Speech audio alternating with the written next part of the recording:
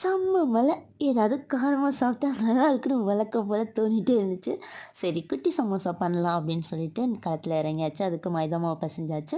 அதுக்கப்புறம் 3 பெரிய வெங்காயம், கொஞ்சமா ஜீரகம், 2 பச்சை மிளகாய். ஏன்னா வெங்காய சமோசா தான் பண்ண போறோம். உருளைக்கிழங்கு ஸ்டஃபிங் கிடையாது. ஸோ நம்ம எவ்வளோ ஈஸியா பண்ண முடியுமோ அவ்வளோ ஈஸியா. ஏன்னா அந்த அளவுக்கு மழை பெய்ய பெய்ய ரொம்ப டெம்ப்டிங் ஆயிட்டே இருந்துச்சு. அதுக்கப்புறம் ஒரு பேன்ல ஆயில் போட்டுட்டு, அதில ஜீரகம், பச்சை மிளகாய், அதுக்கப்புறம் நம்ம கட் பண்ணி வச்ச வெங்காயத்தையும் நல்லா போட்டு வதக்கிடலாம். ரொம்ப கோல்டன் ப்ரௌனிஷ்லாம் ஆகணும்னு அவசியம் இல்லை. லைட்டாக வெங்காயத்தை வதக்கினாலே போதும்.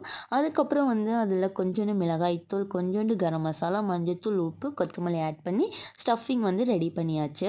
அதுக்கப்புறம் நம்ம சமோசா ஷீட் தான் ரெடி பண்ணணும். அதுக்கு நான் 5 போர்ஷனாக உருண்டை எடுத்துட்டு நல்லா மெலிசாக தேய்ச்சி தோசைக்கல்ல போட்டு லைட்டாக எடுத்துட்டேன்.